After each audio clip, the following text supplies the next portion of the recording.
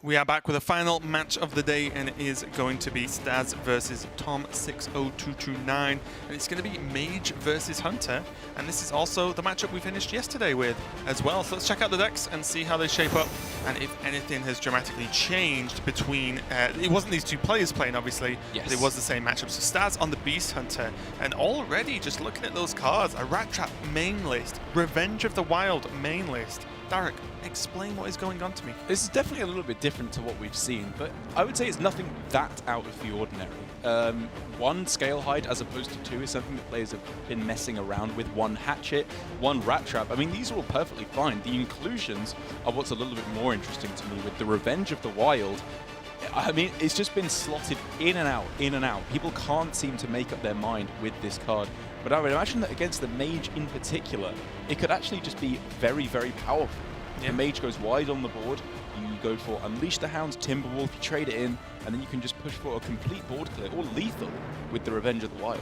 Yeah, really, really powerful, because mage just has minions. It's what the deck does. And speaking of mage, let's take a look at Tom's list. See what he's bringing to the table today. It is the pretty traditional Cyclone Mage. There is the Acidic Swamp Ooze in there, which is, funnily enough, a direct counter to the one Headhunter's Hatchet that's in Staz's list. So if those two line up together, Tom's going to come out on top. But overall, looks fairly standard to me, nothing too crazy. We've not got any quest and adventures in this list, and instead, really is just a double Rabble-Mancer.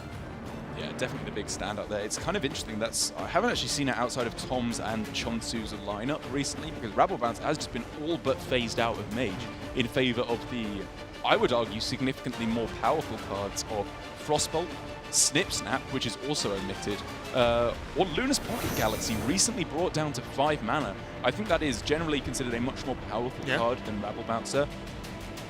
Rabble-Mancer could find its match against Hunter, but I think generally, even though it can generate a lot of tokens, they trade in a lot of the time with Rush and Charge, so they don't stick around for that long. Right, yeah, it's not too often you can get full value, unless specifically in this matchup, the Hunter has gone very wide very quickly, and then maybe you can get away with it. But Staz as well has made a habit, I would say, of playing Hunter. He started off with Mage a little bit earlier on in the season, but has played Hunter pretty commonly, and it also took Secret Hunter a few weeks ago, which did not go well, because it turns out Secret Hunter against control decks can't do any damage. But he has it on the Beast mid-range list now, which I like way, way more, and I feel like is probably fourth in the deck slash class hierarchy of just my opinion. I think it's potentially quite good, but it doesn't do anything mind-blowing outside of certain Zul'jin turns, and I think that's the trait of the current meta, is the top three do very powerful things very consistently, whereas I think you've got to work for it a little bit more as Hunter. I fully agree. I think that is the problem with the deck, is that it is very consistent, undeniably, with tracking and the Master's Call as well. But the problem is that the thing it does consistently is not that strong. Whereas Mage, it's just pretty good. It's all right, yeah, exactly. It's powerful, and it will beat up on a lot of the decks if they don't find their broken combos. But against the Mage in particular, I think they can consistently do extremely powerful things, no matter what half of the deck you're drawing, be it the Giant Conjurer's half or the the Sorcerer's Apprentice into Mana Cyclone half of the deck. Both of those are incredibly powerful, which the Hunter can struggle to keep up against. The main asset of Hunter in this Mage, which actually, despite what I just said, arguably makes it favored, is that the thing it does consistently, even though it's not very powerful, lines up well against Mage. Because it's reasonable minion development at all points along the way, which Mage doesn't always have the time to remove. Yeah, and in terms of these players as well, of how they are, because they are in Division A, which is the very, very, very close division in terms of results. Tom is currently, again, before today started, I can't work out the tiebreakers and stuff that well. I'm rubbish and stuff like that. But Tom is currently in 5th, and Staz is in 7th, with only 1 win difference between them. So as is no surprise, in Division A, players are very, very close to each other, so these wins will potentially propel them towards a spot in top 3. It's close. Yeah, I think Staz has definitely got his work cut out for him at this point, but being able to finish in the best case scenario at 8 and 6, I mean, that's possible to get him through. But again, things have to go very, very well for the players at the top, very, very well for players at the bottom, and bad for the players who are just above him. But again, if it's going to have any chance at all for Staz, he has to be winning this game first. Yeah, and let's see how it goes. I talked a lot in this matchup yesterday that I prefer personally, a much more aggressive playstyle Yep. than we see most of the time, of just putting as much damage to face as possible and then threaten mage with just hero powers over the course of a few turns towards the end game. But there are different ways to play. You can play a little bit slower, a little bit safer in terms of not letting mage do the busted stuff as often in a trade-off for not doing as much damage to the mage. So we'll see how Staz does it. I think I like the mulligan for the most part from Staz. The Animal Companion and the Master School are definitely keeps in the mage. The Fish Scale Height I think is a little bit more interesting. Do you think it's worth it as just a consistent 2-drop? Or Yeah, I it's think a little bit low pressure. It is. I think having something to play that doesn't just get pinged off is actually pretty good. And also, it doesn't get Ray Frosted off either. It's a weird phrase I didn't think I'd ever say.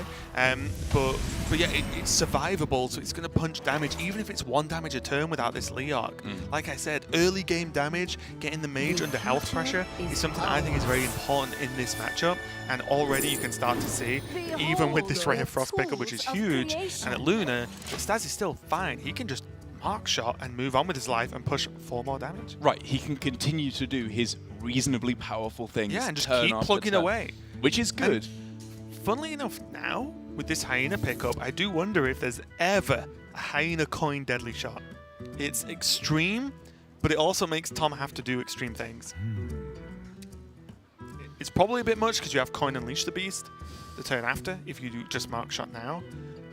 But Tom would it's be possible. at 9 cards, so even in the worst case scenario, we could not see Evocation Giant Conjurer's Calling, which would be a massive punish to Staz's line of play. I actually don't hate it. Well, the problem with that is, if the big crazy things happen, well, 1 deadly shot plus your 2 minions isn't going to cut it, right? Regardless. Going for Coin Tundra, I know. Different line of play entirely. Quickly. Now, is the Luna going to stay up? You Right. kill them. Yeah. And this is why I thought developing another minion deadly shot and pushing 4 anyway, because this turn is push 3, but got a Rhino on board, which is very powerful. Yeah, and it's just what do you think is more valuable with Yes. the Rhino or the Hyena in play? And I can definitely understand the argument for Rhino, because you can get the Hyena in play charging face next turn. Also, what's pretty sick is one thing you're a little bit worried about is the Rabble Bouncers that we talked about at the start. Well, Deadly Shot doesn't really care how much the Rabble Bouncer cost. It kills it. And it's not often at this, well, they can't. Tom can't at this turn play Rabble Bouncer and a minion. You know, to try and dodge the deadly. Yeah. So this does open up some extra damage. From what we can see, at least. Someday I'll be just like you. Tom seemingly coming to the Oh, conclusion. God. Is this going to be... Oh, no, it's not. Never mind. No, it's not an especially powerful one. Like, he really wanted to wait a turn, but I just don't think he feels he has the luxury of doing so.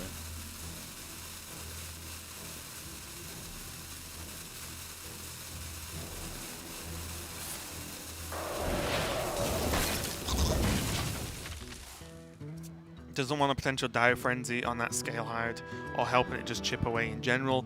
A Timberwolf would make the Scale Hide get a nice trade onto, say, the Sorcerer's Apprentice, and so on, so on. So the Icicle not too shabby there. Staz presented, due to his decision, it's worth pointing out, of coining out the Tundra Rhino, is left with some pretty spicy options, the primary of which I'm looking at is Hyena Unleash. He's able to clear off both the minions if he wants to trade with the Rhino and just push face with the Hyena for 6 damage. And again, it just demands an answer. It demands an answer on 2 minions, both the Rhino and the Hyena. Oh, it's close.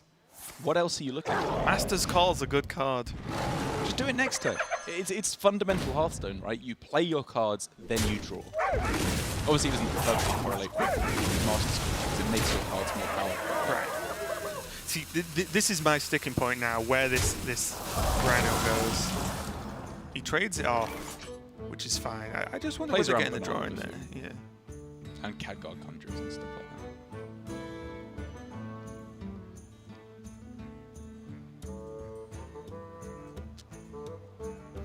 So Tom, once again, left in that situation with Mage so often is, where it's so close to being so powerful, but not quite there.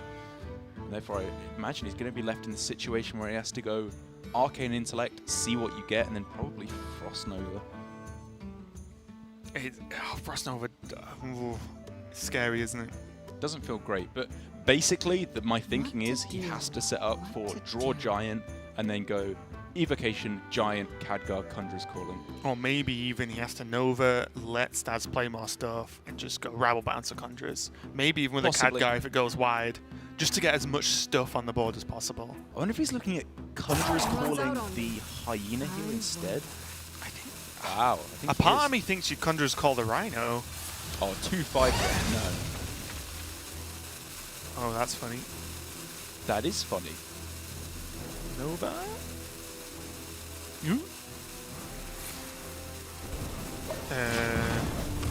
This might just be too much damage. Yeah. Ah, look. 2/5. Oh, I didn't even consider that. That's insane. What? Get dead. The rallying cry of hunters everywhere. But this is the issue with the Tundra Rhino, right? Like, the Tundra Rhino's done so much work. Oh my god. This was insane. This Now he was has to Nova. absolutely insane. But so what is my answer to Nova if I'm Staz Oh, right yeah. now? I have more stuff because look, Master's Call plus Rhino is pretty sweet. Wait. Is there? Wait. Okay. Oh wait. That summons 2. So if he mark shots, That's one what of I his was own looking minion, at, yeah, he gets yeah. a double resummon. Can But he it's ever get beasts. lethal? Right. So he can mark shot his own Rhino. That doesn't get there, no. Summon it. Yeah. Gives charge twice. I mean, he just plays Unleash the Beast, right? Does he want to? Is he worried about board locking himself? I don't even think that can go that wrong. Oh, no. He 100% plays Master's Call. He could just get lethal, right? With what? Oh, no, I guess not. I think... Oh, God, there are options, actually. This turn, although looks crazy, is pretty close. I think you Hero Power no matter what. So it's not Unleash the Beast. No, I think it's Hero Power. Hero Power Deadly Shot. First disagrees. I mean, this has the benefit of clearing off the minion whilst preserving the Deadly Shot. But what are you afraid of if you Hero Power and... Giant freeze. But then you win. You Hero Power again and he's dead. Yeah. That's what I mean. No, good point, There's good no point. out, right? I mean, and if they play Ziliax, well, they're not playing Giants. I think either way, there's pretty much no out. I do agree. But it worries me okay, that yeah, you can get the 8 mana, the 8 heal guy. I haven't had their names. You know what I mean, though. This gives Tom more time to do silly things. Whereas Hero Power, well, there's no giant plays that can happen that stops you winning the game. And then it has to be Ziliax. If it's Ziliax, then well, you've got a million minions with charge. I still can't get over how absurdly good those 2 minions for Staz were. They were literally the perfect combination. You couldn't even Ziliax. You couldn't Ziliax and freeze. Because Ziliax is 6 mana. It would have cost 1 mana more. Yeah, you're right. Runs out on me. Yeah, I think Hero Power there was basically just a block. I think sometimes you've got to keep it simple, which is what I got to after thinking of every single different outcome of that previous turn, which there was a lot you could do, but sometimes as Hunter, you just press that button.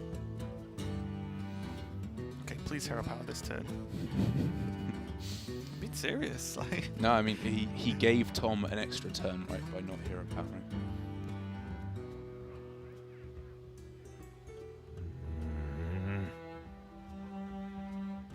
You start with Mark Shot, in case you get Kill Command, or anything else that might help. Arcane Shot, Rapid Shot. Rapid Shot. Yeah, Mark Shot something. There's actually quite and then a Hero lot of Power. outs. Yeah, that's what. Just Mark Shot, Hero Power. Yeah. Probably do it on one of the 0-2s as weird as it sounds. Yeah. Just because of Conjurer's Calling. Yeah, and you're probably aiming deadly shots next turn if the game goes that long, right? Or, like I said, unless Tom gets exactly heal and enough heal, Hero Power. He never has lethal with Mark Shot, the 5-3, and then, quickly. No, he doesn't have board space even. Mark Shot. This game could be on very quickly. 1 mana off with the baited arrow. You just take it anyway. I think you do just take it. It can target fate. And press Hero Power. There we go. 2/3 of the way there. as Tom 100% has to find healing right now. Are there even 7 drops that heal? I'm trying to think. There's not Deranged Doctor. There's no Walking Fountain, which is on 8 as well. Like, it's all on 8. Yeah, there's no 10 drops either from the Sea Giant, is there? There are not.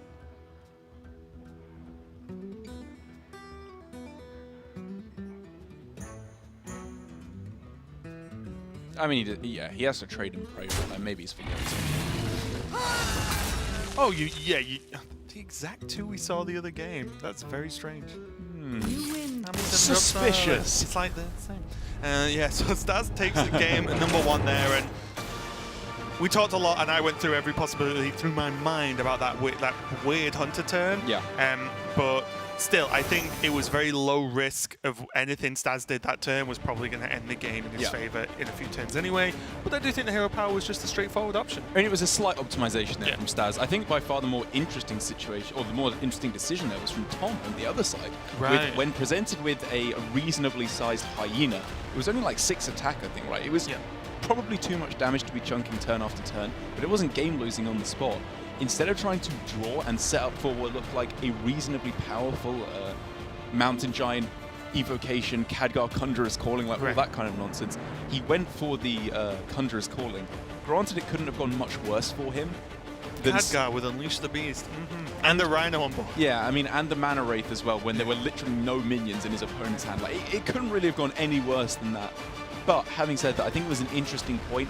Tom probably made the right play, because otherwise he's basically playing to exactly Mountain Giant off the top, whereas with his play he generally survives a bit longer. Yeah, and you can't foresee the 2 drops being literally the best 2 drops he could have got in that situation. But yeah, Staz takes a quick win on the Hunter there in a what looked to be one-sided game due to the help of that Conjurer's Calling for Staz, which is weird because he's playing the Hunter. But that is just game number 1. We'll see if Staz can make this one quick right after this.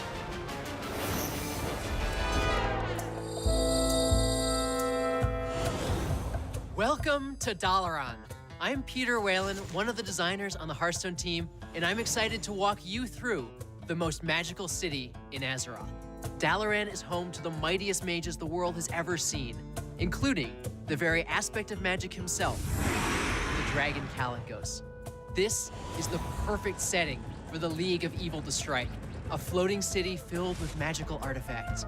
Its streets are lined with powerful magical wares of all kinds, and even the statues and tapestries come to life. But while the League of Evil have some tricks up their sleeve, a city of mages is far from defenseless. Mages will, of course, take part in the defense of Dalaran, but they're not the only ones. Hunters, druids, and paladins have all taken up arms to defend their city from evil.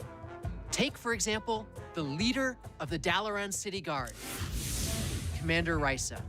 She's a 3-mana, 4/3 paladin minion, and while she's in play, your secrets trigger twice. She's laid magical wards throughout the city, and when she's around, they're twice as powerful. That means Noble Sacrifice will summon 2 2/1s, and only one of them will die. Redemption will summon 2 copies of a minion that dies, and Hidden Wisdom will let you draw 4 cards. But powerful champions aren't the only thing the Dalaran defenders have in store. They also wield a new keyword, Twin Spell. Twin Spell cards can be played twice. After the first time, a fresh copy is added to your hand that you can play anytime you want. Unlike with Echo, you won't lose a Twin Spell card at the end of your turn. This let us make a wide variety of designs. Some Twin Spell cards, like the Forest Aid, are powerful tools with built-in card advantage. Others are smaller and more versatile. Take a look at Ray of Frost. It's a 1-mana spell that freezes a minion or deals 2 damage to an already frozen minion. On its own, that's a mildly interesting card. It's somewhat similar to Iceland, but this one has Twin Spell. That means you can freeze 2 different minions, the same minion across multiple turns, deal 2 damage to a minion, or follow up a Frost Nova to snipe 2 targets. You have a lot of different choices, and figuring out the right ones is the key to being a great mage. But why Twin Spell? We knew that for the defenders of Dalaran, we wanted a spell-based mechanic. It is a magical city, after all. You'll see a lot of spell-type things on the Rise of Shadows. Minions that grow based on the spells you have, that enhance or recast your spells, and more cards that care about your spell damage. With all these spell-based mechanics, we wanted a keyword that would enable you to get more mileage out of your spells. Enter Twin Spell.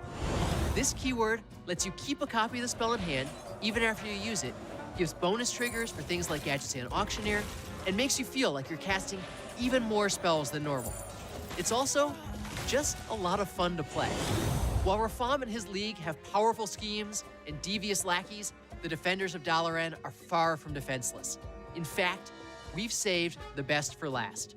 Take a look at the greatest hope for Dalaran, the mighty, the incredibly powerful, Hey, guys? Hey, what happened to the lights?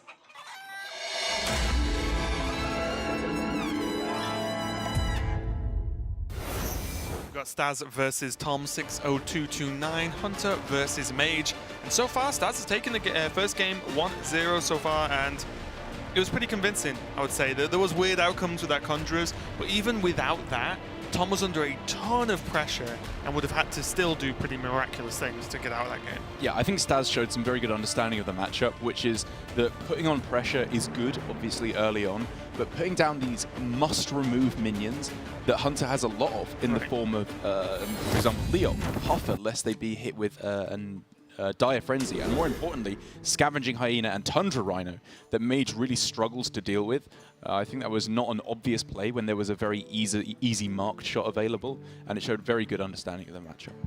Yeah, and especially cards like Tundra Rhino, Mage, without already being ahead on board and having the minions, can't really deal 5 damage at the moment, right? It deals 2 damage quite well, and 1 damage reasonably well with the hero power, of course. But outside of that, you really need to already be ahead, so yeah, that was a really nice play from Staz, and I feel like was the point in the game that really pushed it over the edge. We're going to game number 2 now, Tom. Keeping the Sorcerer's Apprentice and the Arcane Intellect, where Staz is making some decisions here, because honestly, although it looks a little bit weak, sometimes going Timberwolf on 1 into stuff on 2 is actually reasonably powerful. Not always worth a keep, yeah, but it is a playstyle you can do, like Lazy here. It's just going to be Spring Point to probably Hyena into then double Spring Point again. I mean, I think he was more tempted by the Headhunter's Hatchet just to be able to kill off a Sorcerer's Apprentice. Because, I mean, as it currently stands now, Tom has a lot of liberty to just throw down Sorcerer's Apprentice, Mirror Image, and start drawing a heck of a lot of cards. At or at least playing a lot of cards. If Staz goes for the Hyena, which does feel good, it can be pinged off by Ray of Frost. Yeah. Tom is not running Frostbolts in his list, so it's about as unlikely as it gets to be killed. But if it is there a good follow-up for Staz? And my answer to that is yeah, he's got Master's Call, so I think playing the Hyena now for the potential upside is worth. I was going to say I think he probably goes for the double Springfall line of play, because he could still go next turn the remaining links plus Scavenging Hyena next turn, which maybe gets a huge amount of buff if any minion is developed at all. I think actually I like this play a lot from Staz, because it puts the same amount of power on board right now, so it's still very threatening. And you can just go next turn for the Hyena, at which point, if they go for Ray of Frost on turn 3, you're still attacking them for 2 damage every single turn. Yeah. Okay, so he's leaving the Master's Call to be played a little bit later, probably with what we can see Tom is going to do. But Tom can play a little bit slowly. He's playing very slow. And I think it's because of the double Sorcerer's Apprentice means he can go truly nutty a little bit later on if he wants to. It's true. Maybe even playing as far to say go Arcane Intellect next turn and getting towards Luna double Apprentice and just say I'm going to draw my deck. Not always the case, of course, because they're minions, but still. I wonder. After that, are you just okay with Master's Call? I feel like it. Look how the curve can work out there, right? Because you really... Staz really wants to have a minion in play on turn 4 because he really wants to play Dire Frenzy. Master's Call also becomes a lot better after you've played Dire Frenzy to draw buffed up minions.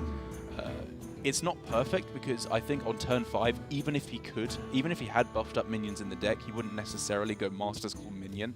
He might instead play the Tundra Rhino. But even having said that, I still like this from Staz. I prefer the minion development because it sets up for the highest likelihood of Dire Frenzy on 4, which is crucial. I guess the Tundra Rhino helps some of that out as well, because I always think with Dire Frenzy, maybe too greedily, is what's the best minion in the matchup to Dire Frenzy? And, you know, maybe getting a 1-1 is, yes, obviously if you get the Spring Paw specifically, it's pretty good, but maybe some of this dies and you have to get it on the links, and then that feels a little bit worse. I don't know. I mean, the answer is Huffer, primarily, is the absolute mega dream for the Dire Frenzy. But I think any of these would be fine. It's just the extra stats that it affords you. Tom's staring at Conjur's Call and going, "Don't you do this again." Look, you had like, fun last game. Welp, Yep. there's a hyena. Better get Conjurers.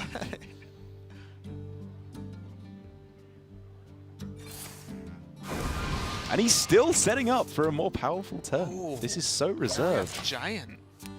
He do. So he can actually giant coin images next turn if he really wants. And still freeze the hyena. I mean. And it seems pretty nuts that he's still on 27 health despite the perfect mana utilization that we've seen from Staz so far. Now I just want to see Dire Frenzy on the hyena. Because once you get more than one hyena on the board, it gets awfully difficult to kill them both. Yes, I agree. I'm wondering about freezes. Like, if he goes all in on one minion, does that make him too vulnerable to Ray of Frost? But Ray of Frost is twin spell, right? So he can freeze 2 minions anyway. And also, it can't be killed by Ray of Frost, yes, which is important. I think this is nice now. I agree. just kick my chair in enthusiasm.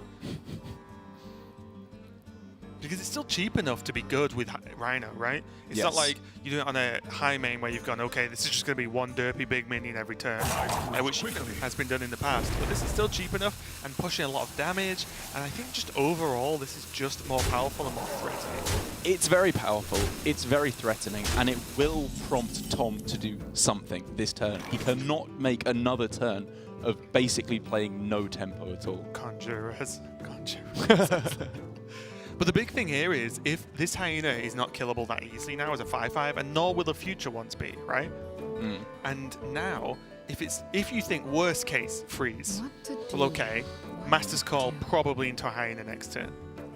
What does Tom do versus 2 5/5 hyenas that only get bigger? Hopes to draw Frost Nova, so he can play it every turn for the rest of the game, I guess. Well, I mean, at that point, there'd only be 2 more turns to the game, one way or the other, but yes. Right. The point being is the hyenas very swiftly get to the point where they can kill giants. Yeah. And if your opponent's hyenas, they use Dire Frenzy to kill your giants, you're on the losing end of the fight.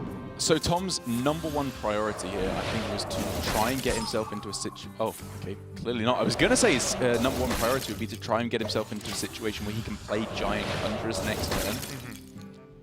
Clearly disagrees. He's expending a huge amount of cards on this turn just to play for forward tempo as much as possible. Look how heavily he went in on that hyena. He went ham. And then Staz is just going to Master's Call. And this is going to feel bad for Tom. It's not that bad though, right? Because even with Master's Call triple trade, it makes a 5, like an 8-13 or something like an 8-11.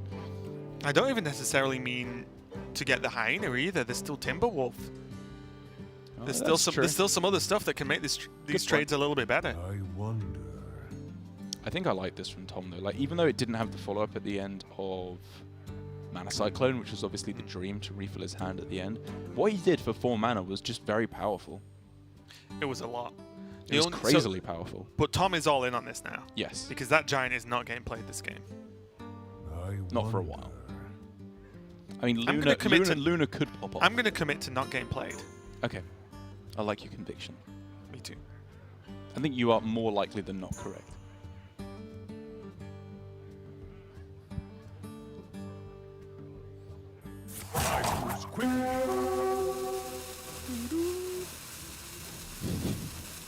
Which hyena was that?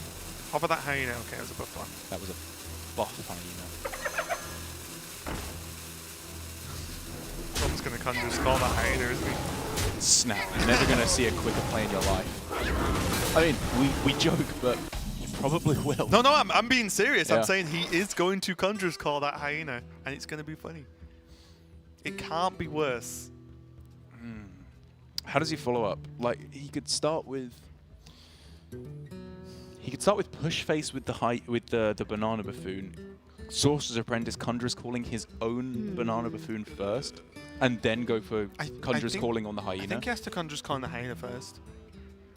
But he could get Questing Adventurer. Yeah, his opponent could get Doomsayer too.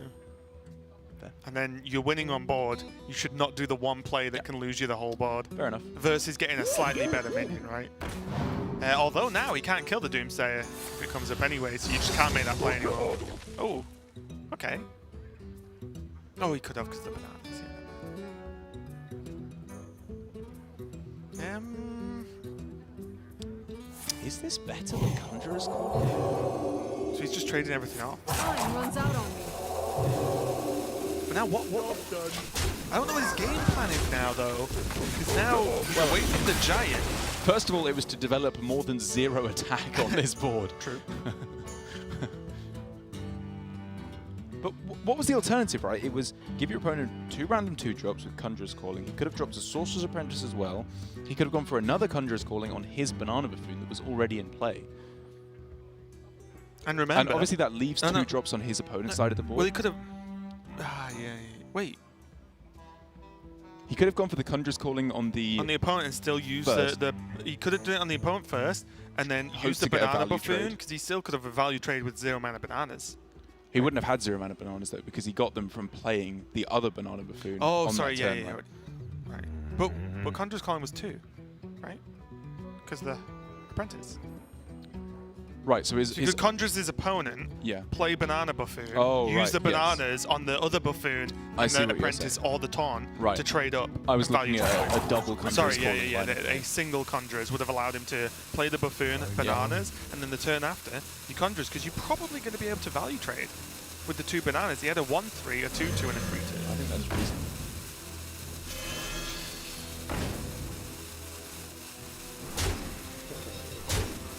Staz now saying, you know what, you can have your mana type totem, buddy. Yeah, it's got kill command. He's going and another hyena. That's another rhino, right? Yeah, that's what you This is huge just damage. kill him now, it's just too much. Probably smart. Yeah. I like it a lot because now, yes, it didn't push tons of damage this turn, but it put a rhino on board, and look what that did last game. So how does Tom respond? Stargazer Luna Frostnova as a first port of call, I guess is the best he can do. Unless he can get spell damage somehow so he can actually attack with the Arcane Watcher? Is that what it's called? But I mean, that would be pure RNG at this point. What to Can't do? plan for that. What to The do? purist. The good stuff.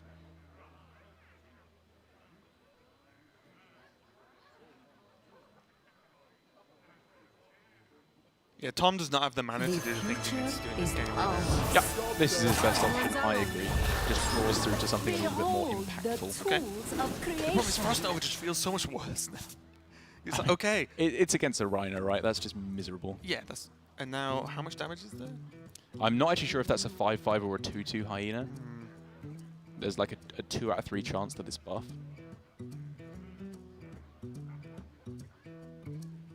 And if it is, then he goes 5, 10. I wonder. Probably plays it and just pushes it face. I if would, it is 5, I would tend to agree with you. Yeah. Although, does Staz ever want to try and set up for? I think you... Actually, would he go Timberwolf Scavenging Hyena Hero Power, and then just go for Kill Command Hero Power next time? I think you do it the other way, right? It's tough. Maybe. But I think you would Hyena Hero Power Kill Command. Why? And then... Why would you not go Timberwolf first? Just while you have the Rhino already in play.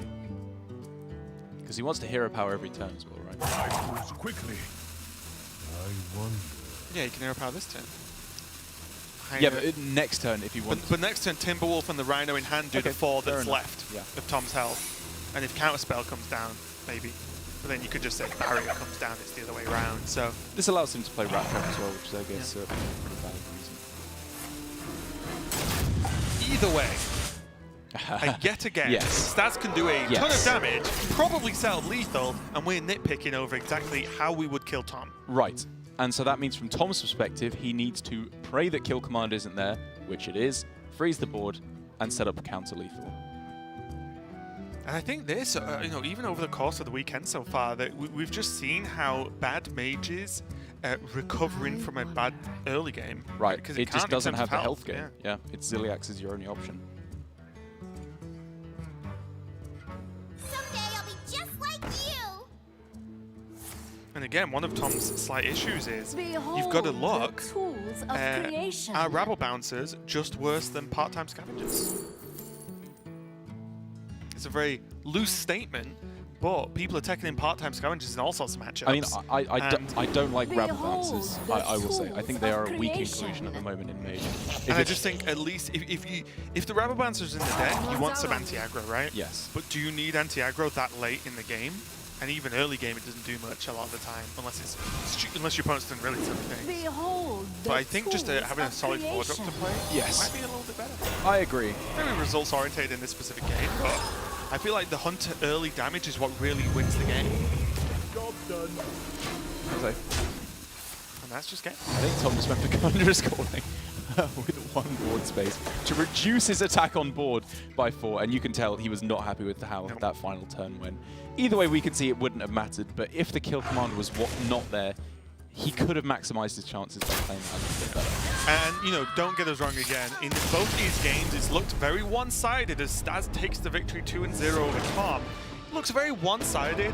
Tom Conjurer's called into the worst 2 minions ever in the game number 1. Fair. And then also he summoned 2 minions that couldn't attack all That had game 0 in game. attack, yeah. They did draw cards though. He did draw them through his deck, but still he summoned minions that could not fight Staz's minions, which was a problem. But the biggest thing for me is the early damage negation was not there from Tom for both games, which means that's what kills mage, right? It's not Hunter's late game most of the time. Sometimes, yes, Zildjian gets there, but a lot of the time it's the early damage you poke and stack up, and then you get to the point where both games we said, well, even if Tom had Ziliax, it's not enough, or Tom needs exactly the 1 card out of 30 in his deck that defends him and heals him, or he's just dead anyway.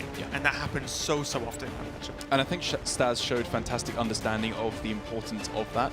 Like, it shows that it's quite difficult. You and I were disagreeing with quite a lot of the plays early on, because there's a lot of different ways you can play it, all of which have merit.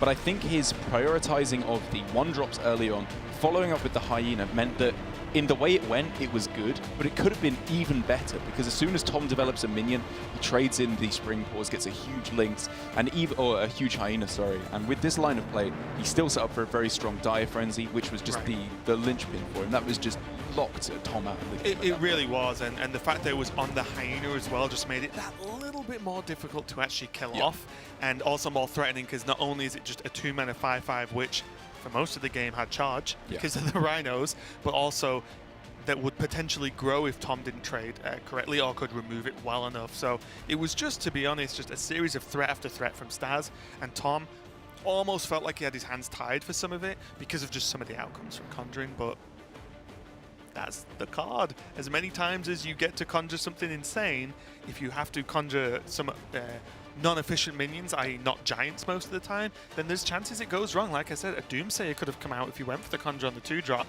and then the game changes afterwards. Let's take a chat with Staz. I believe you can hear us? Yes, I can hear you. Awesome. Congratulations on the win. Very swift, and it seemed, although seemed straightforward, I think there was a lot of different options throughout the turns you had. But first off, just talk to me about how you feel about Hunter in this current meta of GM and it not being, say, you know, Mage, Rogue, Warrior that most people are bringing. Why did you bring Hunter, and are you happy with it against these top decks? Yeah. I was expecting at least one of them will be playing Mage, so I just brought Hunter. And yeah, I think it's really good against Mage, so that's the reason I brought Hunter for this week.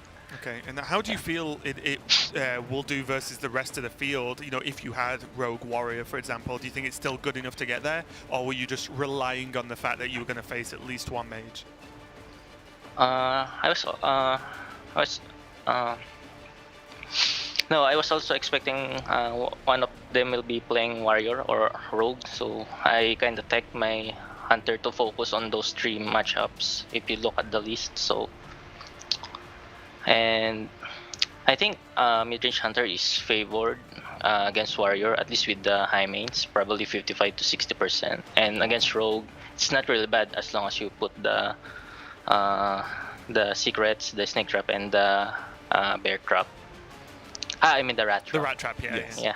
I wish we still had bear trap. I love that secret. I do wish. And also, talking about another card in your list, talk to me about Revenge of the Wild. On the 2-mana slot, being able to resurrect all your beasts.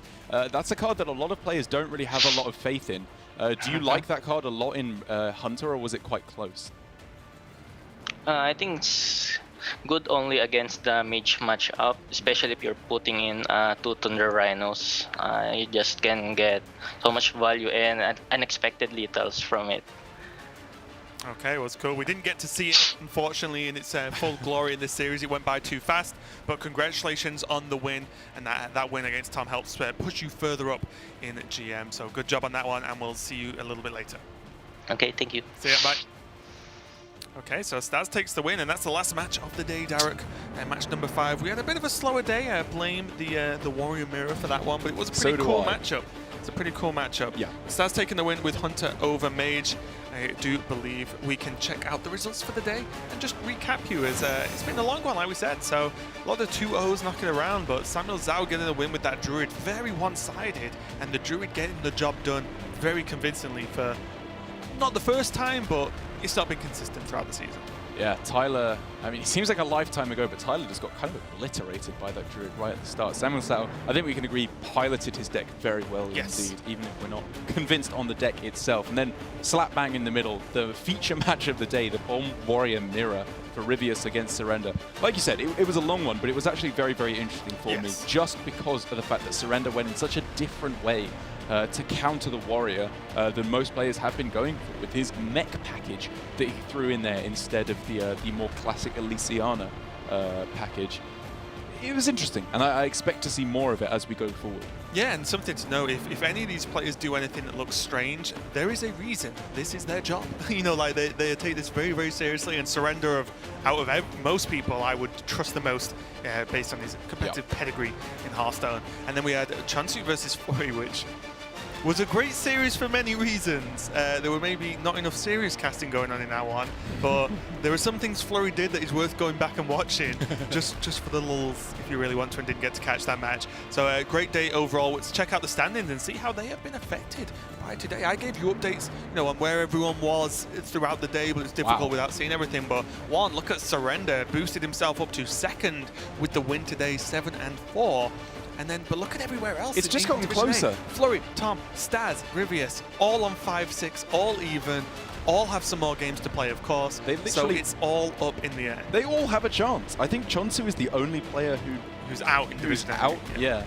But with everyone else, it's going to come down to, obviously, can they win in their next 2 or 3 games, depending on how many they've played. Yeah, and even look at and also tiebreakers. Yeah, and even look at Division B as well, because yes, it's a little bit more widespread with Samuel Zhao and Patra being not able to make it, as far as I'm aware, but I could easily be wrong, at least on Samuel Zhao's one. Yeah. But if you look at the rest, it's 5-7, 5-6, so there's still a game there that Blood Trail could go up. Blood Trail could match Tyler, and Glory had a bit of a rough week himself as well, so there is room for some of the players to catch up, as there's a still whole of the weekend before we get to the playoffs, which is the top 2 spots. So Q-Steel, and as we are stomping towards the end of Season 1, we're starting to see some scraps go on, especially I think in Asia-Pacific region, it's very close. It's very, very close, especially in that Division A, as we saw. I'm very, very excited to see how that will play out, because there's only 1 more week left after we're done with this before we head over to the playoffs to find out